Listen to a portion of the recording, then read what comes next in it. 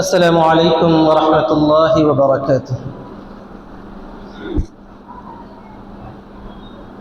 الحمد للہ وحدہ والصلاة والسلام علی من لا نبی بعدہ وبعد۔ اولا ادعو اللہ تعالی رب اشرح لی صدری ویسر لی امری واحلل عقدۃ من لسانی۔ قد قال الله تبارك وتعالى في كلامه المجيد: أعوذ بالله من الشيطان الرجيم، بسم الله الرحمن الرحيم۔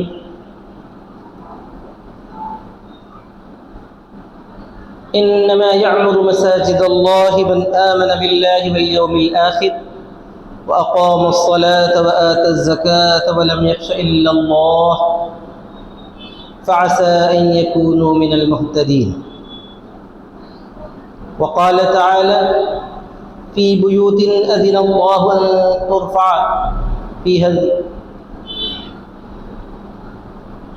أن ترفع فيها اسم الله إلى آخر الآية۔ وقال النبي صلى الله عليه وسلم: من بنى مسجدا لله تعالى بنى الله له بيتا في الجنة، أو كما قال صلى الله عليه وسلم۔ بزرگان محترم،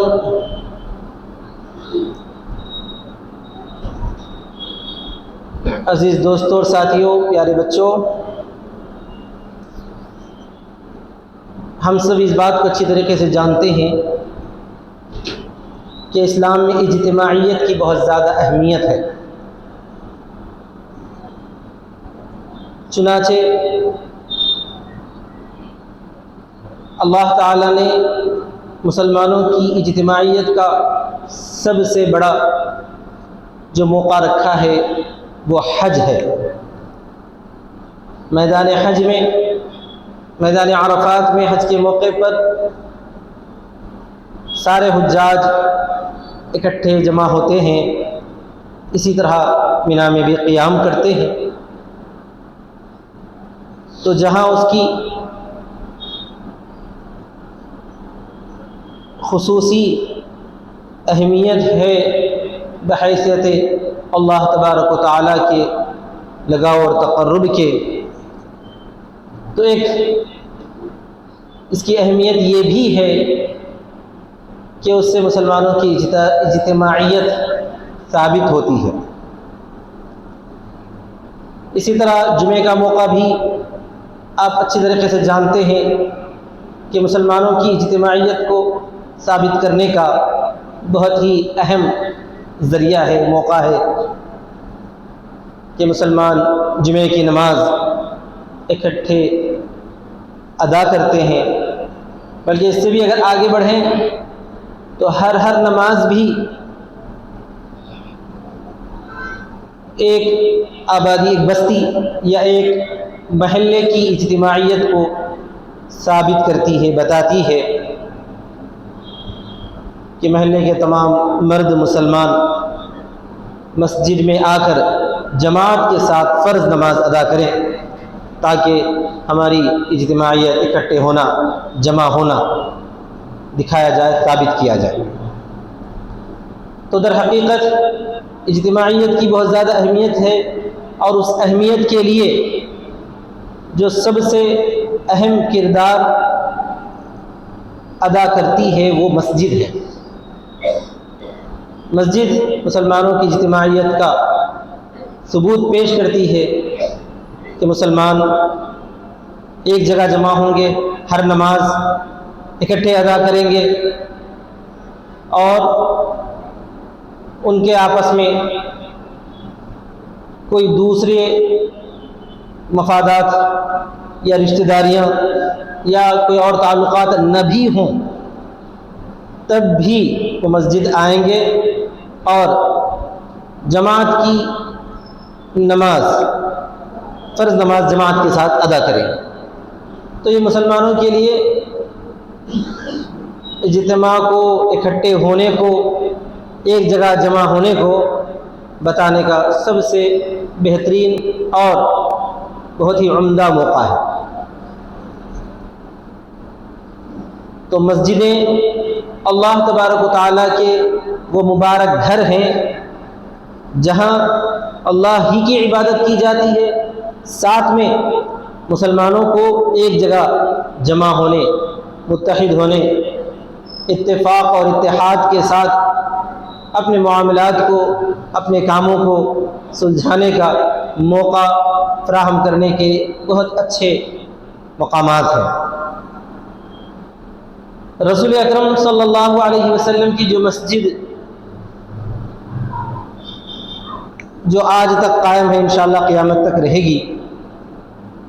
تو اس مبارک مسجد ہی کی صورت میں دیگر تمام مسجدیں نظر آتی ہیں کہ آپ صلی اللہ علیہ وسلم نے مسجد کے اندر 5 نمازوں کا اہتمام کیا، اسی طرح جہاد کے وفود روانہ کیے، خدمت خلق کے وہاں پر کام انجام دیے گئے، تعلیم و تعلم کے لیے اس کو مدرسہ قرار دیا گیا۔ تو دنیا بھر کی جتنی مسجدیں ہیں ان تمام مسجدوں میں بھی یہ کام انجام دیے جانے چاہیے۔ عام طور پر عام مسلمانوں کے ذہنوں میں یہ بات بیٹھی ہوئی ہے کہ مسجد کا مطلب یہ ہے کہ جہاں پر اللہ کی عبادت کی جائے، سجدہ کیا جائے۔ تو یقیناً اس میں کوئی شک نہیں ہے، کوئی دو رائے نہیں ہے، مسجد کا لفظی ترجمہ ہی ہے کہ وہ مقام یا وہ جگہ، وہ سرزمین جہاں پر سجدہ کیا جاتا ہے، سجدہ کرنے کی جگہ۔ تو اللہ تبارک و تعالیٰ کی عبادت اور قیام، رکوع، قعود، سجدہ وغیرہ مسجد میں تو کیا جائے گا، یہ تو مسجد کا سب سے بڑا اور افضل ترین عمل ہے۔ لیکن اس کے ساتھ ساتھ مسجد نبوی صلی اللہ علیہ وسلم نے جو اعمال کیے جاتے تھے ان اعمال کا ادا کرنا بھی یہ مسجد والے کاموں ہی میں شامل ہے، جس سے عموماً بہت سے مسلمان غفلت کا شکار ہیں یا اس کو مسجد والے اعمال نہیں سمجھتے۔ اب ہم یہ دیکھیں گے کہ رسول اکرم صلی اللہ علیہ وسلم اپنی مبارک مسجد میں کون سے کام انجام دیا کرتے تھے، یا اس مسجد کا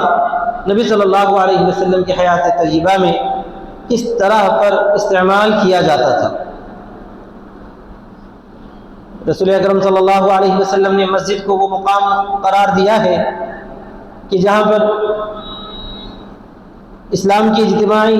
زندگی گھومتی ہے، گویا کہ چکی کا وہ مرکزی مقام ہے جس کے اطراف اسلامی معاشرہ موجود رہتا ہے، قرار پاتا ہے، اور مسجد وہ نشانی ہے جو مسلمان آبادی کی علامت بھی سمجھی جاتی ہے۔ اگر کسی جگہ مسلمان آبادی ہو اور وہاں پر مسجد ہی نہ ہو تو وہ مسلمان آبادی نہیں قرار دی جا سکتی، نہیں سمجھی جا سکتی۔ اسی وجہ سے آپ نے دیکھا ہوگا کہ مسلمان جہاں کہیں جا کر بستے ہیں، قیام کرتے ہیں، آباد ہوتے ہیں، جب وہ ایک ایسی تعداد میں جمع ہوتے ہیں کہ وہ ایک جگہ جمع ہو کر عبادت کرنے کو لازم اور ضروری سمجھتے ہیں، تو ان کی سب سے پہلی کوشش یہ ہوتی اور ہونی چاہیے کہ مسجد قائم کی جائے۔ چنانچہ دنیا کے مختلف مقامات میں، مختلف ملکوں میں مساجد قائم ہو رہی ہیں اور قائم کی جاتی رہی ہیں، آئے دن یہ سلسلہ جاری ہے۔ ہمیں ساتھ میں یہ بھی سوچنا چاہیے کہ صرف مسجد قائم کر کے اس میں نماز ادا کرنا یا جماعت کو قائم کر لینا بس یہی مسجد والے اعمال ہیں، یا اس کے علاوہ بھی کچھ ہے؟ تو اسی کو دیکھنے کے لیے نبی صلی اللہ علیہ وسلم کی مبارک مسجد کا معائنہ، اور آپ صلی اللہ علیہ وسلم کے زمانے میں مسجد نبوی والے جو اعمال ہیں ان اعمال کو دیکھنا بے حد ضروری ہے، اور اسی کے مطابق اپنی مساجد کو بھی انہی کاموں کے لیے استعمال کرنا، یا وہ تمام کام جو مسجد نبوی میں کیے جاتے تھے اپنی اپنی مساجد میں بھی انجام دینے کی فکر اور کوشش کرنا، یہ ہم سب کی ذمہ داری ہے۔ مسجد نبوی میں سب سے بڑا کام تو یہی ہوتا تھا کہ پانچوں نمازیں وقت کی پابندی کے ساتھ پورے اہتمام سے ادا کی جاتی تھی۔ الحمدللہ دنیا بھر کی مساجد میں اس کا اہتمام کیا جاتا ہے، اس میں تو کوئی شک و شبہ نہیں۔ اس کے ساتھ ساتھ مسجد نبوی کبھی کبھار مہمانوں کے لیے قیام گاہ کا فریضہ بھی انجام دیا کرتی تھی۔ نبی اکرم صلی اللہ علیہ وسلم مساجد کے اندر اپنی مسجد مبارک میں جو باہر سے وفود آیا کرتے تھے ان کے لیے قیام کا نظم بھی فرماتے تھے۔ مسجد نبوی کافی چھوٹی تھی، لیکن اس کا صحن تھا، اسی صحن میں کوئی خیمہ وغیرہ ڈالا جاتا تھا تاکہ اگر کوئی مسافر آ جائے تو وہ مسجد نبوی کے صحن میں قیام کر سکے۔ مقصد اس کے دو تھے، ایک تو یہ ہے کہ مسافر کے قیام کی ضرورت بھی پوری ہو جائے، اور ساتھ میں یہ بھی تھا کہ وہ مسلمانوں کی عبادت کو اور مسجد میں ہونے والے کام کو قریب سے دیکھے، معائنہ کریں۔ خاص طور پر جو غیر مسلم وفود آیا کرتے تھے ان کا قیام بھی نبی صلی اللہ علیہ وسلم اپنی مبارک مسجد ہی میں کرواتے تھے تاکہ وہ اپنی آنکھوں سے دیکھیں کہ آخر مسجد میں کیا کام ہوتے ہیں، مسجد میں کیا کیا عمل انجام دیے جاتے ہیں۔ ظاہر سی بات ہے جب غیر مسلم یا غیر مسلموں کے جو وفود کے ذمہ دار ہوتے تھے، قبائل کے جو قائد ہوتے تھے یا لیڈر ہوتے تھے، وہ جب اپنی آنکھوں سے دیکھتے کہ مسلمان اکٹھے باد و احترام کھڑے ہوئے ہیں اور انتہائی ادب کے ساتھ جھک رہے ہیں، پورے ایک ساتھ جھک رہے ہیں اور سب ایک ہی لائن میں کھڑے ہوئے ہیں، اس میں نہ عربی اور غیر عربی کا کوئی امتیاز ہے، نہ کالے اور گورے کا فرق ہے، نہ رئیس اور غریب کو دیکھا جاتا ہے، نہ حاکم یا محکوم کا کوئی امتیاز کیا جا رہا ہے۔ جب وہ اپنی آنکھوں سے دیکھتے اتحاد کا اور اثار و قربانی کا جذبہ، اسی طرح پر مساوات اور برابری کا معائنہ اپنی آنکھوں سے کرتے تھے تو ان کے دل میں اسلام کے تعلق سے غلط فہمیاں دور ہوتی تھی۔ آج ہمارے لیے بڑی کمزوری یہ ہے کہ ہم نے مساجد کے دروازے غیر مسلم برادران وطن کے لیے بند کیے ہوئے ہیں۔ ہم نے زبان سے تو بند نہیں کیے، لیکن ماحول کچھ ایسا بن گیا ہے کہ ہمارے غیر مسلم بھائی وغیرہ مساجد کو ایک ایسا مقام سمجھتے ہیں کہ وہ اندر آنا ہی نہیں چاہتے، اور ہم نے بھی اپنے عمل کے ذریعے کچھ ایسا حرکتیں ہم نے کی ہیں کہ وہ لوگ ہماری طرف توجہ نہیں دیتے، مساجد کی طرف نگاہ نہیں کرتے۔ غیر مسلموں میں بہت سارے وہ ہیں جن کے ذہن میں مسجدوں سے متعلق ادب و احترام موجود ہے۔ آپ نے بھی کئی مرتبہ محسوس کیا، میں نے بھی اپنی آنکھوں سے دیکھا کہ بہت سارے ہمارے غیر مسلم بھائی بہنیں جو بالکل بھولے بھالے سیدھے سادے رہتے ہیں، وہ لوگ مساجد سے گزرتے ہوئے بادب و احترام اپنے دونوں ہاتھ کھڑے کر کے اس طرح پر ان کے انداز میں سلام کرتے ہیں گویا کہ وہ احترام کر رہے ہیں یا کسی عبادت گاہ کے سامنے جھک رہے ہیں۔ اس طرح پر وہ لوگ اپنے عمل سے ظاہر کرتے ہیں۔ کیا ہی بہتر ہوتا، کیا ہی اچھا اور خوبصورت ہوتا کہ ہم ان کو اپنی مساجد میں مدعو کرتے اور ان کو اپنے مساجد کے اندر آنے اور مسجد میں ہونے والے جو اعمال ہیں ان اعمال کا مشاہدہ، معائنہ کرنے کا موقع فراہم کرتے۔ ہماری اس مسجد میں بھی بسا اوقات ہم نے کوشش کی اور غیر مسلم بھائی وغیرہ کو مدعو کیا تو وہ آئے اور انہوں نے جائزہ بھی لیا، دیکھا اپنی آنکھوں سے کہ آخر مسجد میں کیا ہوتا ہے۔ بعد میں جب ہم نے ان سے ان کا تاثر پوچھا اور ان کی رائے جاننے کی کوشش کی کہ آپ کو کیا محسوس ہوا، تو فوراً بغیر کسی تاخیر کے انہوں نے جواب دیا کہ ہمیں کافی اچھا لگا، کافی سکون محسوس ہوا، کس طرح پر آپ لوگ ایک ساتھ کھڑے ہوتے ہو اور بہت اچھا کچھ پڑھتے ہو، اس سے ہمیں کافی شانتی ملی۔ اس طرح کے ان کے الفاظ ہیں۔ تو میرے بھائیوں، ہم تمام مسلمانوں کی ذمہ داری ہے کہ ہم مساجد کے اندر ہمارے غیر مسلم بھائیوں کو مدعو کریں جن سے ہماری بے تکلفی ہے اور جن سے ہماری ملاقات وغیرہ ہے یا ہمارا کاروبار ہے، اور ہم یہ محسوس کرتے ہیں کہ ان کو اگر مدعو کریں گے تو وہ لوگ خوش ہوں گے اور اچھا سمجھیں گے، تو ہم وقتاً فوقتاً کسی بہانے سے ان کو ہم مسجد کے اندر بلا لیں، مدعو کریں۔ اور یہاں پر ایک بات میں واضح کر دینا چاہتا ہوں کہ اگر ناپاکی وغیرہ کا مسئلہ ہے، مثال کے طور پر غیر مسلمین کو جو ہے پاکی اور صفائی کے بارے میں اتنا زیادہ جو ہے ان کا خیال نہیں رہتا، وہ لوگ صرف پانی بہا لینے کو پاکی سمجھتے ہیں، ہم لوگ جو ہے طہارت کا استنجا وغیرہ کا پورا خیال رکھتے ہیں، تو مسلمانوں کے ذہن میں شبہ ہے کہ وہ ناپاک رہتے ہیں تو ان کو تو مسجد میں نہیں آنا چاہیے۔ تو قرآن مجید میں جہاں اللہ تعالیٰ نے یہ فرمایا کہ ناپاک لوگ مسجد میں نہ آئیں، تو وہاں پر مفسرین نے دو باتیں فرمائی ہیں۔ ناپاک سے مراد جو ہے در حقیقت شرک کی ناپاکی ہے، اور یہ ہے کہ اگر کوئی آدمی اس ناپاکی اور گندگی کو اپنے ذہن سے مٹا کر اسلام کے دائرے میں آتا ہے تو وہ بالکل آ سکتا ہے، یا ظاہری ایسی نجاست کہ اس کو لگی ہوئی ہو تو پھر مسجد کے اندر نہیں آنا چاہیے۔ لیکن غیر مسلمین کو اس حالت میں مسجد میں آنا کہ اگر وہ لوگ جو ہے طہارت وغیرہ کا استنجا کا خیال کیے بغیر بظاہر صاف نظر آ رہے ہیں آئیں تو کوئی حرج کی بات نہیں ہے، خصوصاً ان کو جو ہے ہمارے اعمال دکھانے کے لیے، عبادات دکھانے کے لیے اگر مسجد میں لایا جاتا ہے تو یہ رسول اکرم صلی اللہ علیہ وسلم کی مبارک سیرت سے اس کا پورا ثبوت ملتا ہے۔ نہ صرف یہ کہ ثبوت، بلکہ آپ صلی اللہ علیہ وسلم نے مساجد میں ان کو قیام کرنے تک کی جو ہے اجازت مرحمت فرمائی تھی، قیام کرنے کا بھی حکم فرمایا تھا۔ بہرحال تو ہماری پہلی کوشش یہ ہونی چاہیے کہ ہم مساجد میں جہاں عبادات کا اہتمام کرتے ہیں اسی کے ساتھ ساتھ اہتمام کے ساتھ ہمارے غیر مسلم بھائیوں کے لیے مساجد میں کچھ نظم وغیرہ کریں، اور ان کو جو ہے معائنہ کرانے کے لیے مسجد میں ہم مدعو کرنے کی فکر اور کوشش کریں، اور یہ چیز کچھ مشکل نہیں ہے، اور اسی سے جو ہے ہمارے آپس میں تعلقات استوار ہوتے ہیں، ہمارے اور ان کے ذہنوں کے اندر جو ہے ذہنی طور پر دوریاں ہیں وہ دوریاں بھی ختم ہو جاتی ہیں، ہم ذہنی طور پر بھی جو ہے قریب ہو سکتے ہیں۔ اسی کے ساتھ ساتھ رسول اکرم صلی اللہ علیہ وسلم کی مسجد میں جو اعمال ہوا کرتے تھے اس کے اندر تعلیم و تعلم، اس کی بہت زیادہ اہمیت آپ صلی اللہ علیہ وسلم نے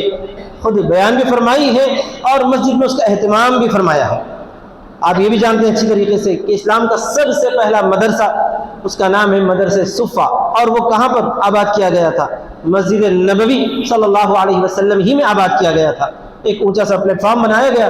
اس کو جو ہے صفہ کا چبوترا کہا جاتا ہے، وہیں پر آپ صلی اللہ علیہ وسلم نے صحابہ کرام رضی اللہ تعالی عنہم کو پڑھنے پڑھانے کا نظم فرمایا تھا۔ صحابہ کرام وہاں پر رہتے تھے، اور نبی صلی اللہ علیہ وسلم جو کچھ ارشادات فرماتے انہیں احادیث کہا جاتا ہے ان کو وہ لکھا کرتے تھے، اور صفہ کے طلبہ میں سب سے بڑا نام آتا ہے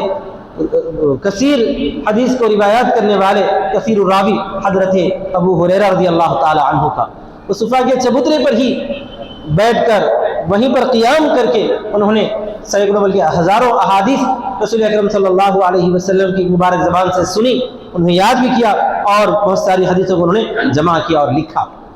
تو اس سے معلوم ہوتا ہے کہ مسجد میں تعلیم و تعلم کا کام بھی بہت ہی زیادہ اہمیت والا ہے۔ چنانچہ ہماری کوئی مسجد ایسی نہ ہو جہاں پر ہم نے مدرسہ قائم نہ کیا ہو۔ ہر مسجد کے اندر مکتب ہونا چاہیے، مدرسہ ہونا چاہیے۔ ایک تو یہ ہے کہ دن بھر کا مکمل مدرسہ ہو، اگر وہ جو خواب میں نہ آئے تو کم از کم صبح کا یا شام کا جو مدرسہ ہے جس کو ہم مکتب کا کہتے ہیں، تو اس کا صباحی مدرسہ ہو یا مسائی مدرسہ ہو مکتب کی شکل میں قائم کیا جانا بے حد ضروری ہے۔ الحمدللہ آپ جانتے ہیں کہ ہماری اس مسجد میں بھی شام کا مکتب قائم ہے۔ اسی کے ساتھ ساتھ کچھ اور دوسری ضروریات ہیں، تو مساجد میں ان ضروریات کا جو ہے پورا کرنے کا بھی ثبوت رسول اکرم صلی اللہ علیہ وسلم کی مبارک مسجد سے ملتا ہے۔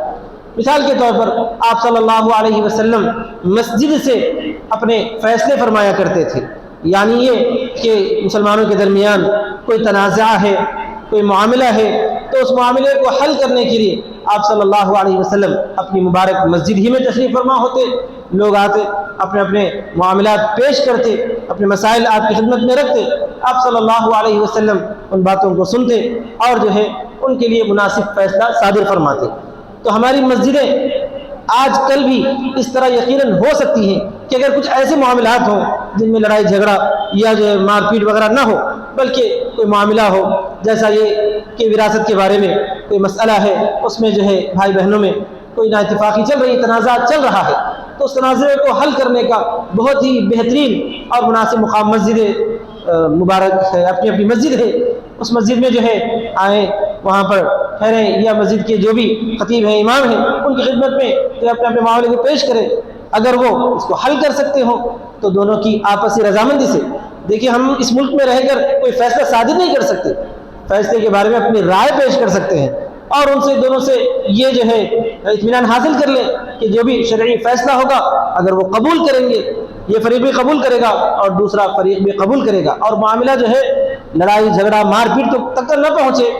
ہلکا سا جو ہے کوئی نا اتفاقی ہو تو اس نا اتفاقی کو دور کرنے کے لیے قرآن و حدیث بہترین رہنما ہے، اور ان قرآن و حدیث کی روشنی میں، قرآن مجید کی روشنی میں، احادیث مبارکہ کی روشنی میں جو بھی ذمہ دار ہوں گے، عالم مفتی ہوں گے، وہ اس مسئلے کی جو ہے صحیح شرعی رہنمائی کریں گے تو بالکل ہی آسانی سے یہ مسئلہ سلجھ جاتا ہے، ختم ہو جاتا ہے۔ اسی طرح پر ایک چھوٹی میں مثال دی ہے، میں نے مثال دی ہے، اسی طرح اگر دونوں بھائیوں کا آپس میں تنازع ہے، پڑوسیوں کا آپس میں کوئی معاملہ ہے جس میں لڑائی جھگڑے کی نوبت نہ آئے، اس حد تک جو ہے قرآن و حدیث کی روشنی میں مسجد میں اگر ان معاملات کو حل کر لیا جائے تو کوئی قانون بھی منع نہیں کرتا، کوئی قانون یا کوئی عدالت بھی رکاوٹ نہیں ڈالتی، بلکہ کئی مرتبہ ہم نے ایسا دیکھا ہے کہ کچھ مسائل کچھ معاملات ایسے سامنے آتے ہیں کہ لوگ آپس میں جو ہے نا اتفاقی کر کے جھگڑا لے کر پولیس اسٹیشن میں یا جو ہے عدالتوں میں پہنچتے ہیں تو وہ لوگ ان کو رائے دیتے ہیں کہ آپ لوگ اپنے جو ذمہ دار ہیں، یہ مذہبی بڑے لوگ ہیں، دین کے فیصلے کرنے والے ہیں، ان کے پاس جائیں اور ان سے معاملے حل کر لیں، ختم ہو جائے گا، یہ کوئی لڑائی جھگڑے کی بات نہیں ہے، تو تم لوگ یہاں تک کیوں پہنچے ہو؟ پھر بعد میں جو ہے پولیس اسٹیشن سے واپس آ کر بولتے ہیں کہ ہم اس طرح گئے تھے تو ہمیں جو ہے اس طرح انہوں نے کہا، تو آپ جو بھی معاملہ ہے قرآن و حدیث کی روشنی میں بتائیں، ہم حل کر لیں گے۔ تو یہ بھی جو ہے مسجد نبوی کا عمدہ کام تھا کہ آپ صلی اللہ علیہ وسلم مسائل کو حل فرمایا کرتے تھے۔ ہاں، اس کے اندر ایک بات یہ بھی ہے کہ آپ صلی اللہ علیہ وسلم کی حیثیت حاکم کی بھی تھی، تو آپ جو ہے جو تنازعات، لڑائی جھگڑے یا اسی طرح پر جو اور بھی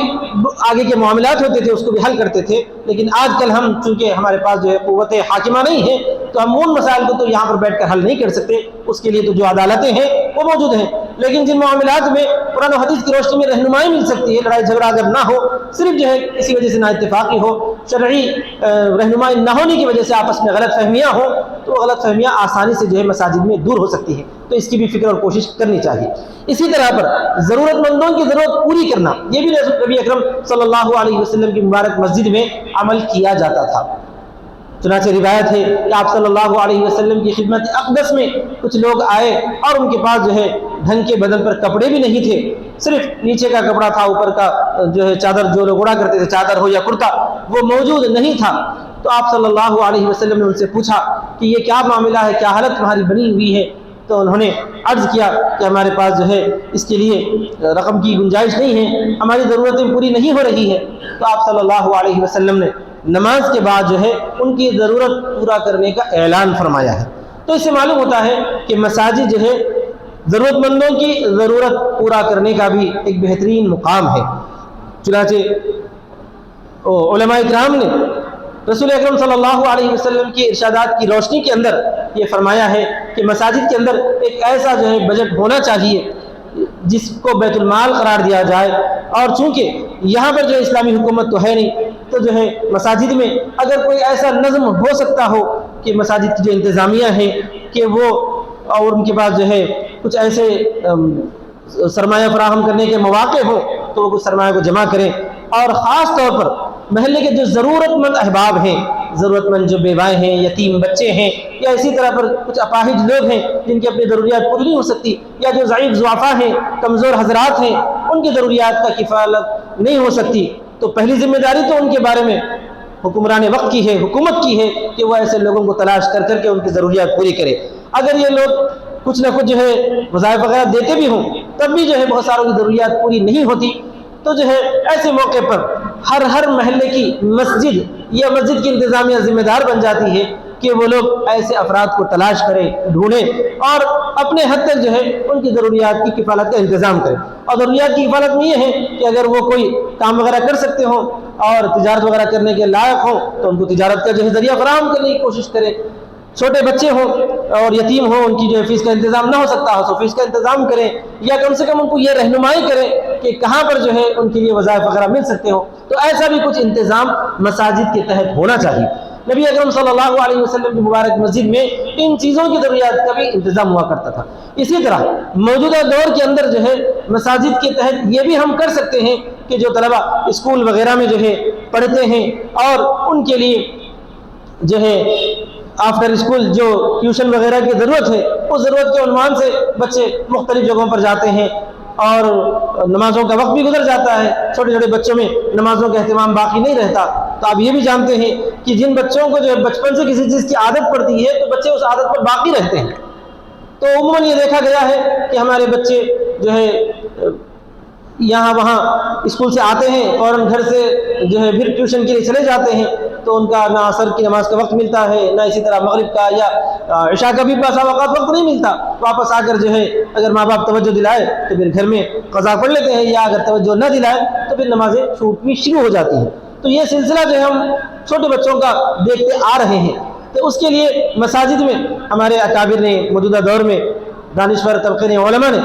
یہ جو ہے رائے پیش کی ہے کہ مسجدوں میں اگر کوئی ایسی جگہ ہو، مسجد کی جو ہے آزو بازو وغیرہ جہاں پر مکتب چل سکتا ہے اور ساتھ میں جو ہے آفٹر اسکول ٹیوشن سینٹر بھی چل سکتا ہے، تو وہ بھی انتظام کیا جائے تاکہ جو ہے بچے ٹیوشن کے عنوان سے مسجد سے دور نہ ہوں، بلکہ اگر وہ تھوڑا بہت ٹیوشن پڑھ لیں پھر ساتھ میں جو ہے نماز کا بھی اہتمام کر لیں تو مسجد سے ان کا سلسلہ باقی رہے گا، اور یہ سلسلہ جو ہے بڑے ہونے کے بعد بھی جاری رہے گا، اور انشاءاللہ اللہ کی ذات سے قوی امید ہے کہ بچے جو ہے بڑے ہونے کے بعد مساجد کو آباد کرنے والے بنیں گے۔ تو یہ تمام کام مسجدوں کے ہیں، مگر ہم یہ دیکھتے ہیں کہ مسجد میں صرف جو ہے 5 وقتہ نمازیں ہوتی ہیں پابندی کے ساتھ، اس کے بعد تعلیم و تعلم کا وغیرہ کا، پڑھنے لکھنے کا، یا اسی طرح پر جو دوسرے ضروری کام ہیں جو نبی صلی اللہ علیہ وسلم مساجد میں انجام دیا کرتے تھے، اس سلسلے میں ہم توجہ نہیں کرتے۔ ہم سب کو اس سلسلے میں توجہ کرنے کی ضرورت ہے۔ اسی کے ساتھ ساتھ ایک اہم کام ہے خدمت خلق کے عنوان سے غیر مسلمین کی جو ہے خدمت کرنے کا، یہ کام بھی ہم مسجد سے انجام دے سکتے ہیں۔ اور اس کے لیے خاص طور پر ایسی مسجدیں جو مسجدیں بالکل جو ہے مرکزی مقام پر ہوں، تو مسجد میں کچھ ایسے بجٹ کا انتظام ہو، کچھ لوگ جو ہے اپنا سرمایہ وغیرہ مشغول کر کے کچھ ایسا انتظام کریں کہ مسجد میں اگر جو ہے تمام لوگوں کے لیے کسی ایک وقت کے کھانے کا نظم بھی کر لیا جائے، جیسا کہ الحمدللہ بعض مساجد وغیرہ میں جگہ ہے تو وہ لوگ کر رہے ہیں، اور اس کا جو ہے بہت اچھا فائدہ بھی محسوس ہو رہا ہے کہ جو ہے ضرورت مند لوگ آ کر جو ہے کھانے سے فارغ بھی ہو جاتے ہیں، ساتھ میں مسجد والے عمل کو اپنی آنکھوں سے دیکھ بھی لیتے ہیں۔ یا کم از کم جو ہے گرما کے موقع پر، اب تو جو ہے سردیاں ہیں، اب تو ضرورت نہیں پڑتی، گرما کے موقع پر جو ہے مسجد کے سامنے ایک ٹیبل وغیرہ رکھ کر اگر ٹھنڈے پانی کا نظم کیا جائے، ہر گزرنے والے کو جو ہے مفت میں ٹھنڈے پانی کا انتظام کر لیا جائے، تو یہ بھی جو ہے مسجد کی جانب سے یا مسجد کی انتظامیہ کی جانب سے ایک ایسی اہم خدمت ہوگی جس سے لوگ مسجد کے تعلق سے جو ہے جو بھی ان کے ذہنوں میں، یعنی ہمارے غیر مسلم بھائیوں کے ذہنوں میں جو غلط فہمیاں ہیں وہ غلط فہمیاں دور ہو سکتی ہیں۔ یہ بہت سارے کام ہیں جنہیں خدمت خلق کے عنوان سے بھی انجام دیا جا سکتا ہے۔ تو یہ ہے در حقیقت رسول اکرم صلی اللہ علیہ وسلم کی مبارک مسجد والے کچھ اعمال۔ جہاں تک مسجد کی جو فضیلتیں ہیں، مسجد کے جو ہے مبارک جو ہے کام ہیں، وہ تو اپنی اپنی جگہ بہت زیادہ اہمیت والے ہیں۔ مسجد کی فضیلت یہ ہے کہ رسول اکرم صلی اللہ علیہ وسلم نے ارشاد فرمایا ہے کہ جو آدمی اللہ کے لیے مسجد بناتا ہے تو اللہ تعالیٰ اس کے لیے جنت میں گھر بنا دیتا ہے۔ یہ مسلمان سبھی اس فضیلت سے اچھی طرح واقف ہیں۔ اور ساتھ میں قرآن مجید میں اللہ تعالیٰ نے یہ بھی فرمایا ہے کہ انما یعمر مساجد اللہ من آمن باللہ والیوم الاخر، اللہ کی مسجدیں تو وہ لوگ تعمیر کرتے ہیں جو اللہ پر اور آخرت کے دن پر ایمان رکھتے ہیں۔ تعمیر کرنے سے مراد مسجد کو بنانا بھی ہے اور مسجد کو آباد رکھنا بھی ہے۔ تو مسجد کا سب سے بڑا اور اہم کام تو مسجد کو آباد رکھنا ہے۔ مسجد کو آباد رکھنا کون آباد رکھیں گے؟ وہی لوگ آباد رکھیں گے جو مسجد کے آس پاس والے ہیں۔ بہت ساری مسجدوں کے بارے میں یہ جو ہے وقتاً فوقتاً ہم کو خبریں ملتی ہیں کہ مسجدوں پر جو ہے غیر مسلمین کی یا دشمنان اسلام کی بری نظریں ہیں، اور وہ مسجد کو جو ہے شہید کرنے کی دھمکیاں دیتے ہیں، اور مسجد کے تعلق سے جو ہے مختلف حالات پیش آئے ہیں۔ بعض جگہ جو ہے مساجد کو اس طرح پر شہید کیا گیا وغیرہ وغیرہ۔ جو یہ واقعات، جو یہ حالات ہمیں سننے میں آتے ہیں وہ اسی وجہ سے کہ ہم نے مساجد کو آباد نہیں رکھا۔ یا تو مسجدیں ایسی جگہ رہ گئی کہ مسلمان وہاں پر قلیل ہو گئے، آہستہ آہستہ مسلمان وہاں سے جو ہے منتقل ہو گئے، دوسری جگہ چلے گئے، اور مسجد جو ہے بالکل مصلیوں سے خالی رہ گئی۔ تو پھر ایسی مسجدوں پر جو ہے دشمنان اسلام کی نظریں پڑتی ہیں۔ اگر کسی جگہ پر مسجد ہے موجود تو وہاں پر مسلمان کو آباد رہنا چاہیے، وہاں سے جانے کے بارے میں مسلمان ہرگز نہ سوچے، چاہے کیسی بھی آزمائش کیوں نہ آئے، وہاں پر مسلمانوں کو قیام کرنا ضروری ہے۔ ہاں، مسلمان کسی جگہ پر آباد ہو جائیں تو مسجد وہاں پر بنائی جائے، لیکن ساتھ میں مسجد کو آباد رکھنے کی پوری کوشش کریں۔ اور حقیقی بات یہ ہے کہ اگر ہر گھر کے جتنے مسلمان مرد ہیں وہ سب آ کر اگر مسجد میں نماز پڑھ لیں گے تو یقیناً مسجد آباد رہے گی۔ اب ہم دیکھ کر جو ہے بڑا تعجب کرتے ہیں، افسوس بھی ہوتا ہے کہ رمضان المبارک کے موقع پر تو جو ہے مسجد اتنی زیادہ بھر جاتی ہے کہ سوچنا یہ پڑتا ہے کہ مسجد بالکل چھوٹی ہے، کافی نہیں ہو رہی، اس کی توسیع بے حد ضروری ہے۔ لیکن جیسے ہی رمضان المبارک گزر جاتا ہے تو پھر مسجد وہی جو ہے تنگ دامنی جو ہے کشادہ ہو جاتی ہے اور مصلیوں کو جو ہے تکتی رہتی ہے، نماز میں کوئی نظر آتا ہی نہیں۔ مسجد کی توسیع کے بارے میں کسی سے بات کرنے کی کوشش کی گئی تو انہوں نے یہ بات کہی کہ جو ہے فجر کی نماز میں مسجد میں کتنے مصلی حاضر رہتے ہیں، اس کا اگر آپ ہم کو جو ہے مکمل 1 مہینے کا جو ہے ڈاٹا پیش کریں گے تو ہم توسیع کے بارے میں سوچ سکتے ہیں۔ ہم نے غور کیا 2-4 دن تو اندازہ لگا کہ فجر کی نماز میں تو بمشکل 2 سے 2.5 صف 3 صف جو ہے مصلی نظر آتے ہیں۔ تو یہ مسجد کے تعلق سے جو ہے نہایت ہماری غفلت ہے۔ ہماری جو ہے سب سے بڑی آبادی مسجد کو آباد کرنے کی فکر کا اندازہ ہی ہوتا ہے فجر کی نماز سے۔ مختلف جو ہے کوتاہی اور غفلت میں ہم مبتلا ہوتے ہیں، رات میں دیر ہو گئی اس واسطے جو فجر میں حاضر نہیں ہو سکے وغیرہ وغیرہ۔ اگر ہمیں فجر کی نماز پابندی سے مسجد میں ادا کرنے کی عادت پڑ جائے گی اور بچپن ہی سے یہ عادت پڑ جائے گی، اگر چھوٹے بچے آ رہے ہیں تو بہت خوشی کی بات ہے، یا کم از کم جو ہے بالغ ہونے کے بعد ہم کو عادت پڑ جائے گی، تو یقین مانیے ہم جو ہے کبھی بھی اس عادت سے جو ہے غفلت نہیں کر سکتے، یہ سلسلہ جاری رہے گا۔ تو میرے دوستو بزرگوں، مساجد کے تعلق سے جو نبی صلی اللہ علیہ وسلم کی مبارک مسجد کے اعمال تھے وہ میں نے آپ کی خدمت میں پیش کر دیے۔ تو ہماری سب سے بڑی ذمہ داری ہے کہ ہم مسجدوں کو آباد رکھیں، خصوصاً تمام نمازیں مرد احباب آ کر مساجدی میں جو ہے نماز ادا کریں، اس طرح مسجد آباد رہے گی۔ اور ساتھ ہی ساتھ ہم یہ بھی فکر کریں کہ مسجدیں نبی اکرم صلی اللہ علیہ وسلم کی مبارک مسجد والے تمام کاموں کو لے کر کھڑے ہوں، تو اس طرح پر جو ہے ہماری مسجدیں آباد بھی رہیں گی، خدمت خلق کے کام بھی رہیں گے، دعوت کا راستہ بھی مسجد سے کھلے گا، اور غیر مسلمین میں جو ہے مسلمانوں کے تعلق سے غلط فہمیاں ہیں وہ بھی دور ہو جائیں گی۔ اللہ تبارک و تعالیٰ سے دعا ہے کہ اللہ تعالیٰ ہماری مسجدوں کو آباد رکھنے کی ہمیں توفیق نصیب فرمائے، اور نبی صلی اللہ علیہ وسلم کی مسجد میں جو کام ہوتے تھے انہی کاموں کو کرنے کی ہمیں بھی توفیق عطا فرمائے۔ آمین۔ وآخر دعوانا الحمدللہ رب العالمین۔